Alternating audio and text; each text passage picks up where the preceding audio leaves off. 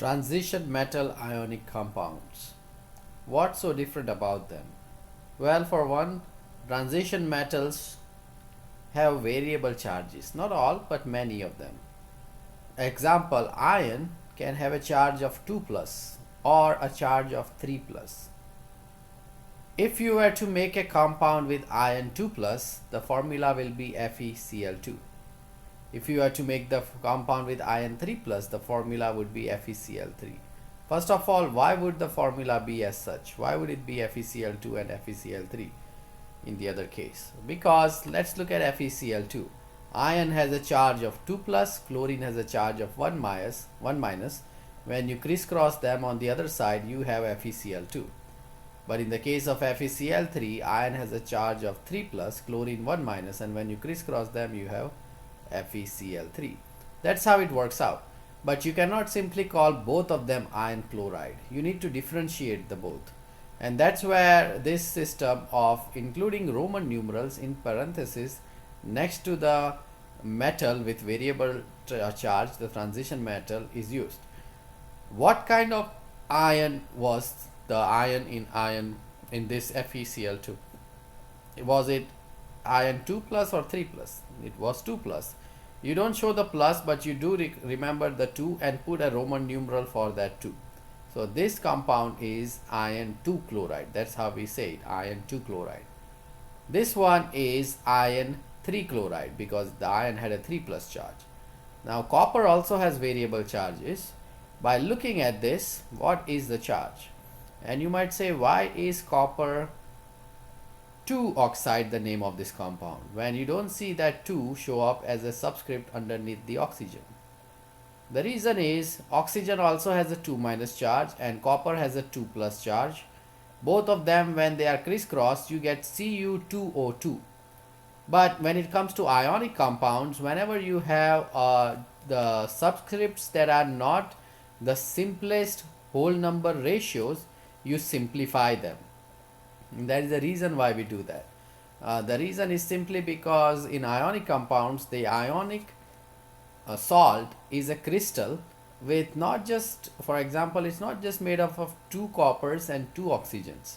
It's actually made up of billions of coppers and billions of oxygen in a ratio of 1 to 1. Whether the formula, when we try to write it, it has 2 or not. And similarly, when we have FeCl2, the ratio is for one ion you have 2 chlorines, where you have billions of Fe's and billions of Cl's. So what we have here in the formula is the simplest whole number ratio. And copper comes in 2 forms, copper 1 or copper 1 plus and copper 2 plus. Copper 2 plus gives you the formula CuO. Here is my question, what will be the formula of copper 1 plus? Pause the video and think about it and write down the formula of the compound formed between copper and oxygen where copper has a 1 plus charge. The answer is the formula will be Cu2O and the name would be copper 1 oxide. Okay, so figure that out why that's the case. It's based on what we just discussed. There is also an older convention, but we will not have to worry about it because most scientists have switched to the newer convention. In the older convention, the higher charge would always have an IC in its name. So for example, Fe with 3 plus charge would used to be called ferric chloride, and Fe with 2 plus charge would have OUS in the name. It would used to be called ferrous chloride. You may still see this convention in some texts, but generally we have switched to the new conventions in most of the textbooks as well. So here are the names of bunch of compounds: iron 2 chloride for FeCl2, iron 3 chloride for FeCl3, copper 1 oxide as we talked about previously, which is Cu2O with a 1 plus charge on copper, and copper 2 oxide gives you CuO. And here are the older conventional names. Now here in this slide, what you see are all the ions we have looked at so far and some which we haven't.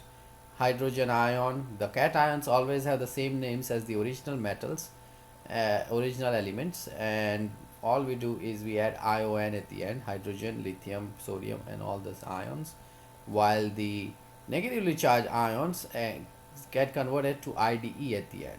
So fluoride ion, chloride, bromide, iodide, oxide, sulfide, nitride, phosphide. You'll notice that hydrogen actually comes in two forms.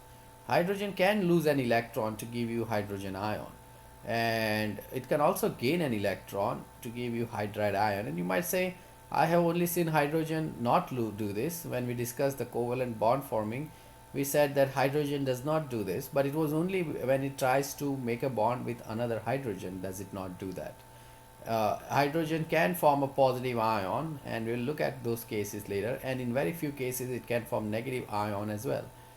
Okay, but if it was positive ion we would call it hydrogen ion, and as a negative ion we call it hydride ion.